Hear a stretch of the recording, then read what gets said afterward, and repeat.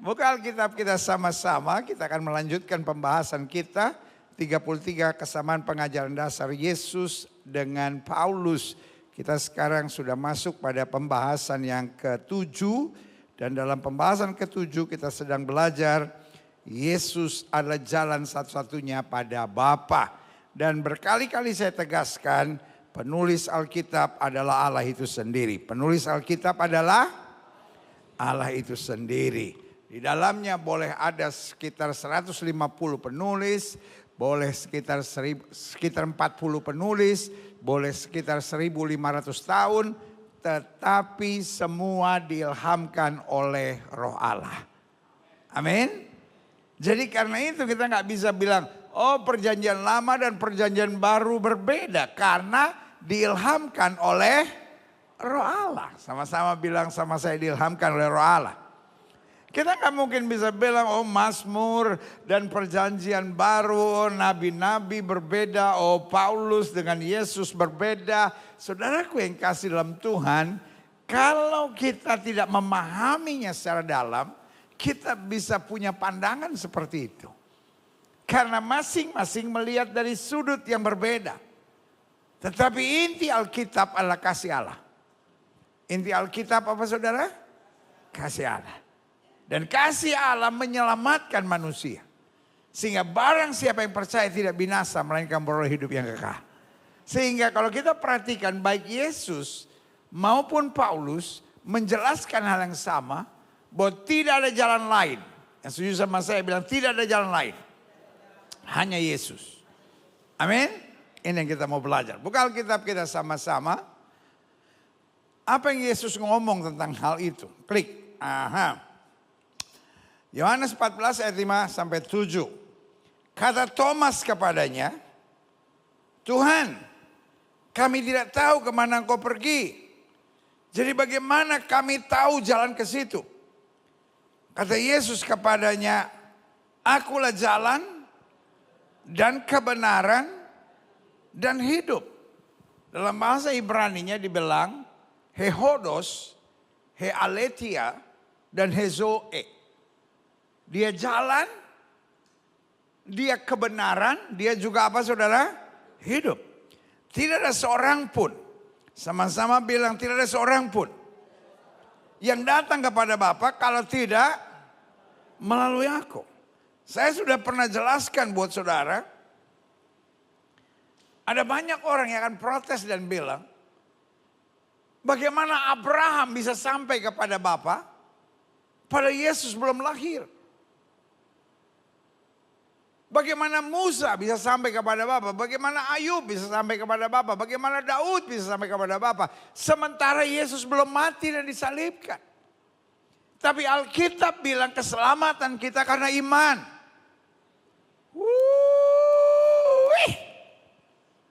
Kalau saya jadi saudara saya pasti udah bilang amin. Tapi saya juga gak apa-apa karena saya tahu lagi musim hujan, malas-malas biasanya. Keselamatan hanya oleh iman. Amin.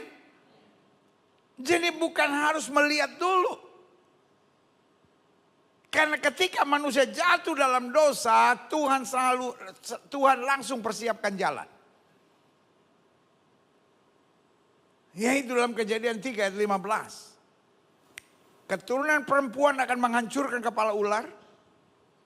Dan ular coba akan meremukan tumitnya. Dan itu adalah janji akan hadirnya Mesias. Sehingga Musa bisa selamat karena memandang jauh ke depan bahwa Allah sudah siapkan Mesias bagi kami. Maka dalam Ibrani 11 dijelaskan Abraham diselamatkan karena iman. Henokh diselamatkan karena iman. Makanya Yesus jelas tegas bilang, tidak ada seorang pun yang datang kepada Bapa kalau tidak melalui aku. Yesus menjelaskannya. Dia jelaskan pada Thomas. Sekiranya kamu mengenal aku, pasti kamu juga mengenal Bapakku. Sekarang ini kamu mengenal dia dan kamu telah melihat dia. Nah, apa pandangan Paulus tentang itu? Paulus bilang begini, klik. Efesus 2 ayat 17 sampai 20. Ia datang dan memberitakan damai sejahtera kepada kamu yang apa? Jauh. Dan damai sejahtera kepada mereka yang dekat. Siapa yang dibilang jauh, siapa yang dibilang dekat? Yang dibilang jauh adalah bangsa-bangsa lain yang bukan Yahudi. Yang dibilang dekat adalah bangsa-bangsa pilihan, yaitu bangsa Yahudi. Dan Paulus mau menjelaskan, walaupun kamu bangsa pilihan, tapi kalau kamu gak percaya, kamu gak bisa diselamatkan. Tapi walaupun kamu bangsa lain yang disebut bangsa kafir, bukan bangsa pilihan, tapi kalau kamu percaya, kamu diselamatkan. Makanya selalu saya bilang, menjadi Kristen tidak harus menjadi Yahudi. Karena menjadi Kristen berarti menjadi anak Tuhan Yesus. Sama-sama bilang menjadi Kristen berarti menjadi anak Tuhan Yesus. Karena banyak orang bilang, oke, Israel kan bangsa pilihan. Jadi yang masuk surga apakah orang Israel dulu? Tidak. Kenapa Allah harus memilih satu bangsa? Sebagian akan berkata, wah kalau gitu Allah gak adil. Karena dia cinta segala bangsa, kenapa hanya Israel yang dipilih Tuhan? Karena ada kepentingan Tuhan, sama-sama bilang sama saya ada kepentingan Tuhan. Untuk menguduskan benih yang akan melahirkan Sang Mesias. Karena benih itu harus benih yang suci. Dipilih satu bangsa. Dari bangsa dipilih kaum. Dari kaum dipilih keluarga, suku. Dan sukunya adalah Yehuda. Dari suku Yehuda dipilih keluarga. Keluarganya adalah Daud. Dan dipilih pribadi. Pribadinya adalah Maria. Dari situlah dipinjam rahim Maria. Lalu dari situ keselamatan sampai kepada bangsa-bangsa. Karena di hati Tuhan ada bangsa-bangsa. Di hati Tuhan ada apa saudara? Di hati Tuhan ada apa? Di hati Tuhan ada apa? Ada bangsa-bangsa. Di hati Tuhan bukan hanya ada Yahudi. Di hati Tuhan bukan hanya ada Israel. Israel bangsa pilihan, amin. Tetapi lewat bangsa pilihan, Allah mempersiapkan kita diselamatkan. Berikan tepuk tangan ya Maria buat Tuhan. Karena itu Alkitab jelas bilang, ia datang memberitakan damai sejahtera kepada kamu yang jauh. Dan damai sejahtera kepada mereka yang dekat. Dan oleh dia, sama-sama bilang sama saya, oleh Yesus. Kita, kedua pihak yang jauh dan dekat ini dalam satu roh, beroleh jalan masuk kepada Bapa. Makanya hidup Kristen tidak mengenal diskriminasi. Hidup Kristen tidak mengenal orang pilihan dan orang kafir. Karena kita bisa diselamatkan karena anugerah. Sama-sama bilang saya diselamatkan karena anugerah. Karena itu anak Tuhan gak suka menghakimi orang. Anak Tuhan apa saudara? Tidak suka menghakimi orang. Kalau kita lihat orang punya kekurangan, kita bantu. Kalau kita lihat orang punya kelemahan, minimal kita doakan.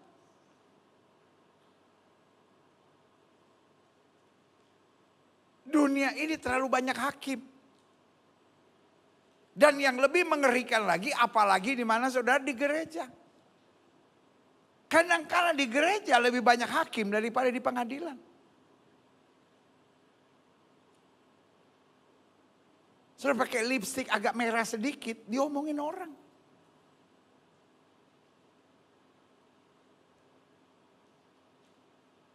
Gerak jalan saudara salah aja. Itu orang apa ya? Saya berdoa gereja Bethel Indonesia Glow Fellowship Center menjadi gereja yang nyaman untuk setiap orang. Saya berdoa gereja Bethel Indonesia Glow Fellowship Center menjadi gereja yang nyaman buat setiap orang. Karena hati kita hati Kristus. Hati kita bukan orang yang suka menghakimi orang. Tapi kadang-kala nyebelin orang itu pendeta. Senyebelin apapun kita tahu kita diselamatkan karena anugerah. Orang kalau menyadari dia diselamatkan karena anugerah. Saya percaya hatinya penuh kasih pada setiap orang. Sama-sama bilang saya bukan hakim. Kita pun sebetulnya terdakwa yang diselamatkan oleh karena anugerah. Karena Alkitab bilang semua orang telah berdosa dan hilang kemuliaan Allah. Dan Alkitab sudah bilang upah dosa ialah maut. Kalau kita bisa diselamatkan karena Dia yang mempersatukan kita. Makanya ayat ini jelas bilang, coba lihat baik-baik. Dikatakan apa? Karena oleh Dia kita kedua pihak dalam satu roh boleh jalan masuk kepada Bapa. Demikianlah kamu bukan lagi orang asing dan pendatang, melainkan kamu sewarga dari orang-orang kudus dan anggota-anggota keluarga Allah. Oh, taruh tangan kanan saudara di dada, bilang saya warga sorga. Tidak ada yang lebih membanggakan dalam iman kita kecuali kita bisa bersaksi bahwa kita warga sorga. Kita warga sorga bukan karena sok-sok pengumuman. Kita warga sorga karena Yesus yang ngomong. Kita warga sorga kenapa saudara? Kita warga sorga kenapa saudara? Kita warga sorga kenapa? Yesus yang ngomong. Kalau Yesus bilang kita warga sorga, tapi kita masih memproklamirkan diri sebagai orang berdosa, something is wrong with you. Setuju saudara? Karena ada orang-orang yang bilang, ini aliran-aliran karismatik, aliran-aliran Pantekosta aneh sekali. Selalu dia bilang, kita warga sorga, kita sudah dibenarkan. Kenapa kita sudah dibenarkan? Yesus yang ngomong. Kenapa kita bangga kita sudah dibenarkan? Karena Yesus yang ngomong. Pikiran saudara akan selalu mengintimidasi saudara. No, dosa kamu banyak, kekurangan kamu banyak, kekurangan suami kamu banyak, kekurangan istri kamu banyak. Pertanyaan saya cuma sederhana, mau dengar suara pikiran atau mau dengar suara Yesus? Saya memilih mendengar suara Yesus. Yang setuju sama saya angkat tangan bilang saya memilih mendengar suara Yesus. Yesus bilang kita warga sorga. Setiap kali kita khawatir, setiap kali kita lemah, setiap kali kita goyah, kita bilang saya sudah dibenarkan dan saya warga sorga. Sepanjang hidup saya lebih percaya Alkitab daripada perasaan. Setuju?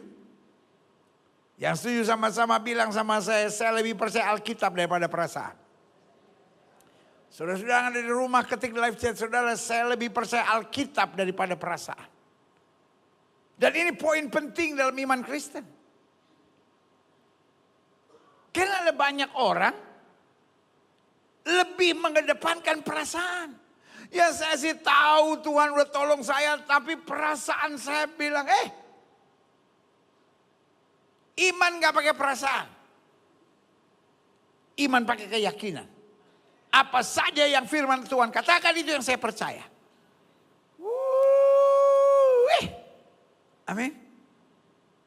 Kalau rasa-rasa itu soal sayur asam. Kalau bikin sayur asam bener. Kurang asin.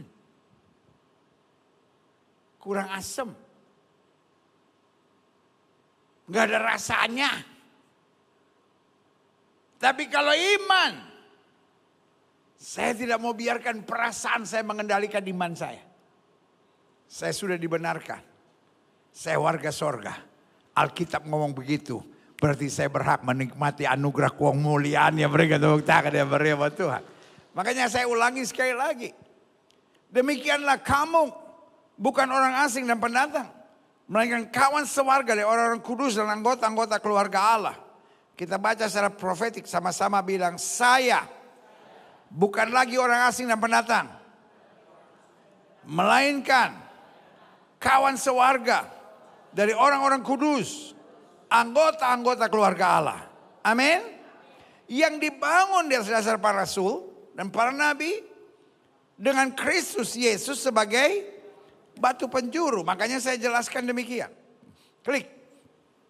Yap. Pada dasarnya Tuhan menciptakan manusia dari awal untuk berkuasa. Taruh tangan kanan saudara di dada, bilang saya diciptakan Tuhan untuk hidup berkuasa. Sekali lagi bilang saya diciptakan Tuhan untuk hidup berkuasa. Saudara tidak diciptakan untuk menderita, untuk hidup menderita, kecewa, putus asa, lemah iman. Iya kan? Saya ngerti mungkin ada orang-orang yang bilang, ini pengajaran-pengajaran begini, ini pengajaran-pengajaran teologi kemakmuran. No. Buktikan kepada saya dari awalnya Tuhan menciptakan manusia untuk menderita dan sengsara. No. Dari awalnya Tuhan menciptakan manusia untuk apa? Berkuasa. Apa dasarnya? Ayat firman Tuhan ini. Klik. Berfirman Allah. Baiklah kita menjadikan manusia menurut apa saudara? Gambar dan rupa kita. Selem dan demut dalam bahasa Ibraninya. Supaya mereka berkuasa. Dijelaskan atas ikan-ikan di laut, burung-burung di udara, atas ternak, atas seluruh bumi, dan atas segala binatang yang melata dan merayap di bumi. Artinya apa? Saya ambil kesimpulan sederhana. Berkuasa atas segalanya. Berkuasa atas apa saudara? Berkuasa atas apa saudara? Segalanya. Ayat 27. Maka Allah menciptakan manusia itu menurut gambarnya. Menurut gambar Allah diciptakan dia. Laki-laki dan perempuan diciptakannya mereka. Makanya Adam dan Hawa, bukan Adam dan Haris. Ya kan, laki-laki dan perempuan. Nggak ada laki-laki, separuh laki, separuh perempuan. Manado bilang setengah manta. Tidak, laki-laki dan perempuan diciptakan mereka. Ayat 28. Dikatakan apa? Allah memberkati mereka. Lalu Allah berfirman kepada mereka, beranak cuculah dan bertambah banyak. Penuhilah bumi. Karena mereka diberi kuasa, maka dikatakan apa? Taklukkan itu. Berarti dari awal Tuhan sudah menjelaskan ada resistensi. Ada apa saudara? Ada resistensi. Iblis gak suka kita berkuasa. Makanya selalu saya bilang. Mengeluh adalah nyanyian pujian buat setan. Hello? Gini. Mengeluh adalah nyanyian pujian buat setan. Setiap kali mengeluh, setan dimuliakan. Setiap kali kita mengeluh, setan senang. Karena dia tahu targetnya tercapai. Apa yang paling menjengkelkan setan, yaitu memuji Tuhan. Apa yang paling menjengkelkan setan ketika kita bersyukur. Apa yang paling menjengkelkan setan? Oh iya mama saya pikir jemaat udah semangat kita bersyukur. Apa yang paling menjengkelkan setan? Iya itu kalau engkau bengong. Apa yang paling menjengkelkan setan? Kalau kita bersyukur. Kalau kita memuji Tuhan. Pertanyaan saya hari ini. Saya ini kan manusia anti ribet. Saya nggak mau saudara pulang gereja lalu bingung. Khotbah pendeta tadi maksudnya apa gitu. Minimal saudara pulang dengan satu keyakinan. Saya tahu apa yang paling menyebalkan buat setan. Kalau saya memuji Tuhan. Saya tahu apa yang paling menyenangkan buat setan. Kalau saya mengeluh. Kalau saya bersungut-sungut. Karena itu berarti setan tahu bahwa maksudnya dalam hidup saudara tercapai. Setan gak suka kita memuji Tuhan. Pertanyaan saya cuma simpel. Kita mau kerjakan yang setan suka atau setan gak suka?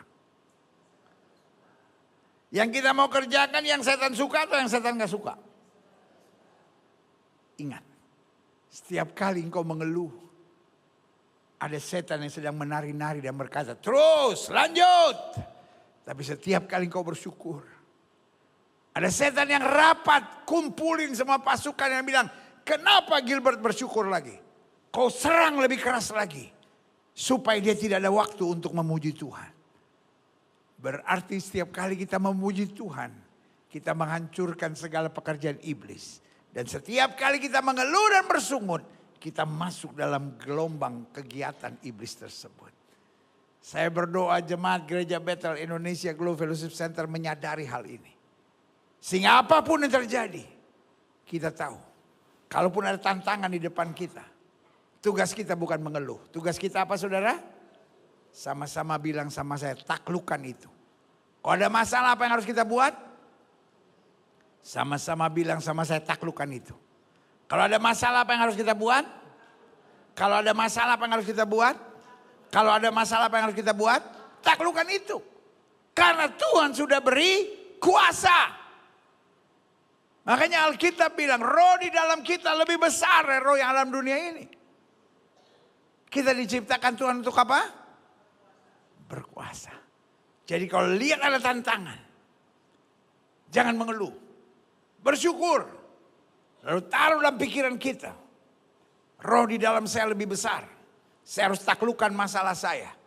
Sehingga kemuliaan boleh nyata bagi nama Tuhan yang dahsyat dan luar biasa. Katakan amin. Makanya ayat Alkitab bilang apa? Di ayat 28 tadi. Allah memberkati mereka. Taruh tangan kanan saudara di dada bilang Allah memberkati saya. Lalu Allah berfirman kepada mereka. Beranak cucu dan bertambah banyak. Penuhilah bumi. Akan ada resistensi. Tentang rancangan Tuhan yang besar agar engkau berkuasa. Tapi Alkitab beri kuasa buat kita dan berkata taklukkan itu. Sama-sama bilang sama saya akan menaklukkan. Dengan kuasa Allah. Berkuasa atas ikan-ikan di laut. Artinya kembalilah pada rencana Allah yang sebenarnya.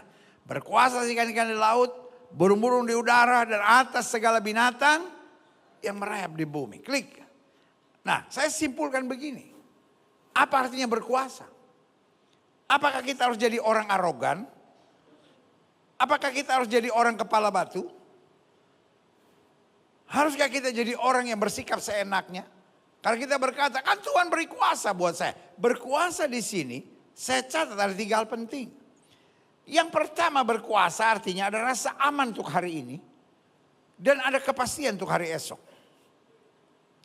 Dunia ini makin banyak orang yang insecure. Dunia makin banyak orang merasa tidak aman. Kenapa istri mencemburui suami? Kenapa suami mendominasi istrinya? Kenapa orang sekarang gampang tersinggung? Kenapa orang sekarang gampang cari sensasi? Kenapa orang sekarang gampang membangun framing? Menceritakan gosip. Kenapa orang sekarang gak nyaman kalau ada orang dipuji di sekitar kita?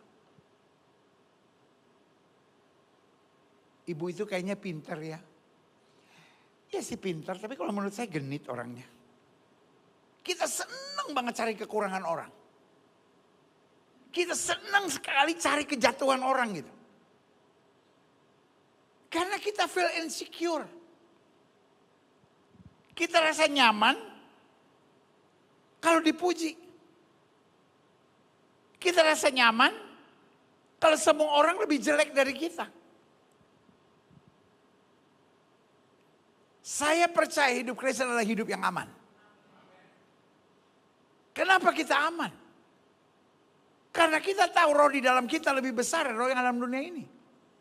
Orang gak puji kita, orang gak sanjung kita tetap aman. Kita tahu kita warga sorga. Kita tahu hidup saya berarti. Dan kita percaya rancangan Allah luar biasa buat kita. Berikan tepuk tangan yang meriah buat itu. Kenapa orang sekarang gampang bersungut? Kenapa orang sekarang gampang kecewa? Kenapa orang sekarang gampang kepahitan? Itu ciri orang-orang insecure. Karena pikirannya muter terus gitu. Kalau ada masalah apa-apa, jangan-jangan begini, jangan-jangan begini, jangan-jangan begini. Tapi anak Tuhan yang rasa aman. Dia berkata seperti Ayub, Tuhan yang memberi, Tuhan yang mengambil, terpujilah nama Tuhan. Dia berkata seperti Yusuf, manusia boleh mereka-rekakan yang jahat, Allahku mereka-rekakan untuk kebaikan. Apapun yang terjadi hari ini kita aman. Semua dalam kontrolnya Tuhan. Apapun yang terjadi hari esok kita yakin Allah terus bekerja untuk mendatangkan kebaikan bagi setiap orang yang mengasihi Dia. Katakan amin. Yang kedua, berkuasa berarti kita bisa berkata tidak untuk hal-hal yang kita sadar ini merusak. Tapi kita juga bisa berkata siap untuk hal-hal yang membangun dan menyenangkan hati Tuhan. Paulus bilang begini, apa yang baik tidak bisa aku kerjakan. Tapi apa yang aku tidak suka, yang tidak baik, itu yang aku kerjakan. Berkuasa bukan berarti kita bisa arogan. Berkuasa as simple as that. Kalau saya tahu ini merusak. Kalau saya tahu ini tidak berkenan kepada Allah, saya harus berkata tidak. Karena hidup saya bukan untuk memuaskan daging, tapi hidup saya untuk melakukan kehendak Allah.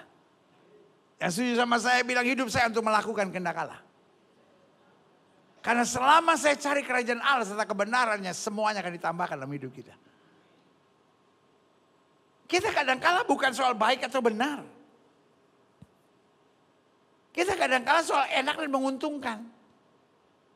Ya gimana ya pendeta ya? Saya tahu ngambek sih salah-salah gitu pendeta. Mas sebagai istri saya suka ngambek gitu.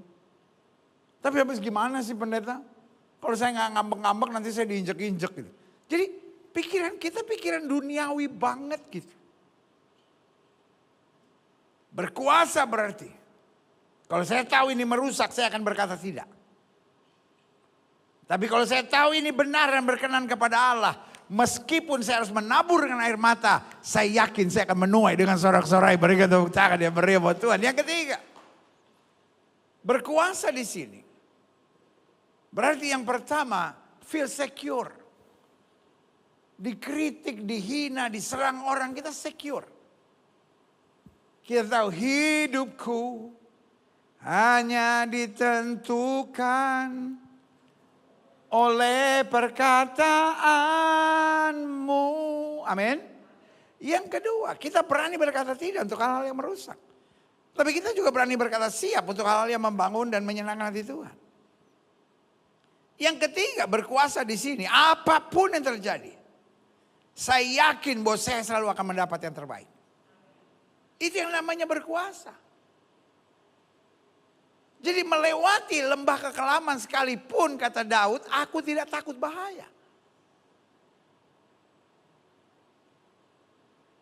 Bu, yakin selalu menerima yang terbaik bu? Pak, yakin selalu menerima yang terbaik? Karena kalau kita yakin menerima yang terbaik, kita gak akan mengeluh. Kadang-kadang banyak orang bilang, ya namanya juga manusia biasa lah pendeta, namanya kita masih hidup di dunia, wajarlah kita mengeluh. Saya bilang tidak wajar. Karena orang mengeluh adalah orang yang tidak yakin bahwa dia menerima yang terbaik. Gini. Siapa orang yang mengeluh itu? Orang yang tidak yakin bahwa dia menerima yang terbaik. Tapi hari ini saya harap setiap saudara mengerti. Mengeluh adalah nyanyian pujian buat setan. Setiap kali engkau sedang mengeluh, ingat dirimu sendiri engkau sedang menyenangkan hati setan. Kalau saya memilih, apapun yang terjadi saya bersyukur. Karena saya tahu waktu saya bersyukur hubungan saya dengan Tuhan makin erat. Waktu saya bersyukur pintu sorga akan terbuka. Waktu saya bersyukur, setan akan dihancurkan. Kemuliaan Tuhan dinyatakan luar biasa. Katakan amin. Klik. Selanjutnya, berarti saya simpulkan begini. Jadi dari awalnya Tuhan menciptakan manusia untuk apa? Sama-sama bilang sama saya, berkuasa. Dari awalnya Tuhan menciptakan manusia untuk berkuasa. Namun manusia berontak. Manusia sibuk dengan plannya. Manusia sibuk dengan pikirannya. Manusia sibuk dengan rekayasa yang dia bangun. Tanpa disadari manusia memberontak. Yang setuju sama saya angkat tangan kanan bilang saya ikut Yesus saja. Bilang sama sebelah orang gak usah aneh-aneh. Bu, Pak, gak usah aneh-aneh. Hidup ikut Yesus saja lah. Kadangkala ikut Yesus saya gak tahu banyak hal. Tapi saya tahu ujungnya pasti dahsyat. Amin. Kalau ikut plan kita sendiri.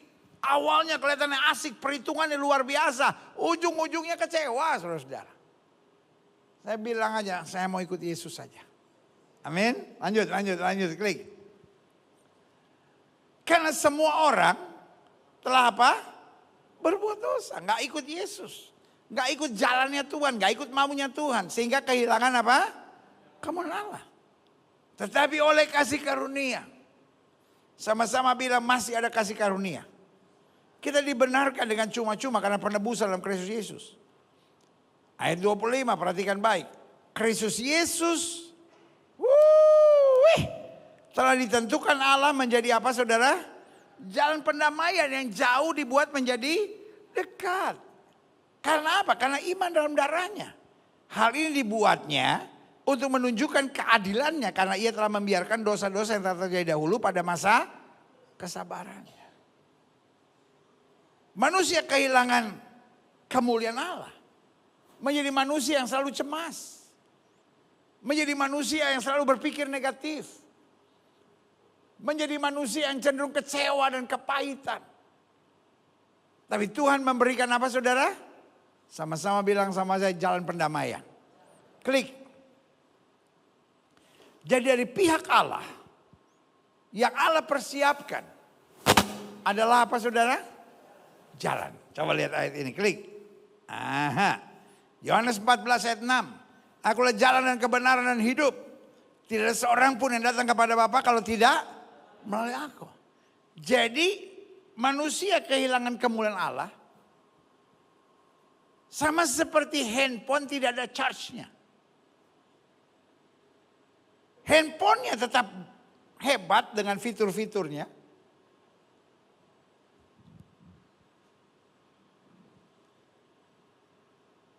Apa itu namanya? Duit saudara masih ada di dalam situ. Tapi saudara nggak bisa bayar apa-apa lagi. Persoalannya bukan handphonenya rusak. But there is no connection. Tidak ada apa saudara? Koneksi. Tidak ada hubungan. Yang Kristus bangun adalah sama-sama bilang sama saya jalan. Supaya handphone ini charge again. Dari awalnya Selem dan Demut, gambar dan rupa Allah kembali menjadi bagian yang luar biasa. Coba lihat ayat ini, klik. Ibrani 10 ayat 19 sampai 20. Jadi oleh darah Yesus saudara-saudara, kita sekarang dikatakan apa saudara? Penuh keberanian. Sama-sama bilang sama saya, penuh keberanian. Artinya punya keyakinan. Saya ingat waktu Adam pertama kali jatuh dalam dosa, penuh sama-sama bilang sama saya, penuh ketakutan. Dia sembunyi. Kenapa dia sembunyi? Yang dirusak apa saudara? Pikiran. Jadi negatif. Kenapa dia sembunyi? Karena dia mulai pikir. Jangan-jangan nanti Tuhan buat ini. Jangan-jangan nanti begini. Jangan-jangan nanti begini. Jangan-jangan begini. Kapan kita tahu hubungan kita dengan Tuhan mulai terganggu? The connection is troubling. Waktu apa-apa kita pikir negatif. Kita lihat suami, kita pikir negatif. Kita lihat istri, kita pikir negatif. Kita lihat pemeriksaan dokter, kita khawatir. Kita lihat uang kita khawatir. Kita lihat saldo, kita panik. Pikiran kita selalu negatif. Kita lihat anak-anak, pikiran kita negatif. Kita lihat rapot, anak-anak kita negatif. Kita lihat ini, kita negatif. Kita punya masalah hubungan. Jelas sampai di sini? Tapi kapan kita tahu hubungan kita dengan Tuhan kembali erat? Waktu kita penuh keberanian.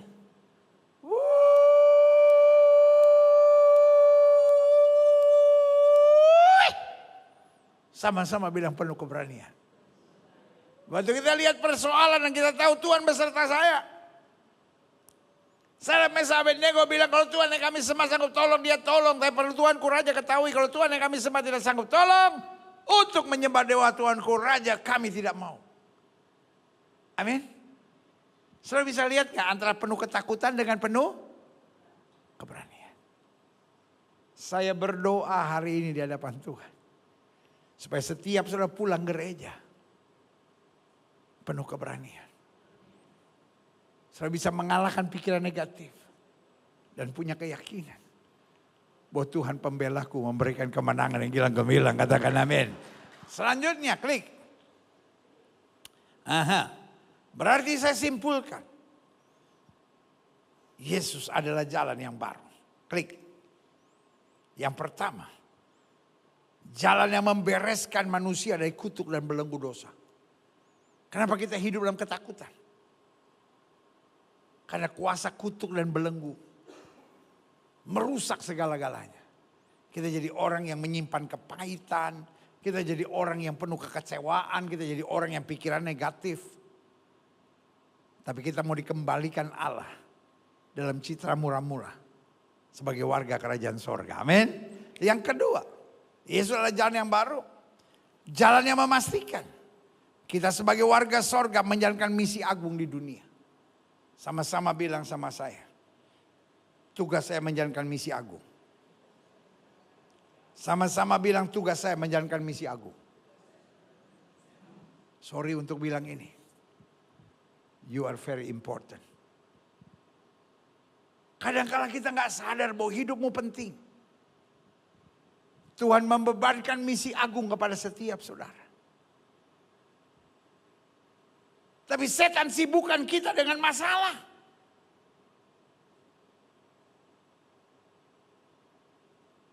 Sehingga kita kehilangan fokus. Kita semua ngerti bahwa tugas setan membingungkan. Tugas setan apa saudara? Tugas setan apa saudara? Membingungkan. Supaya kita out of focus.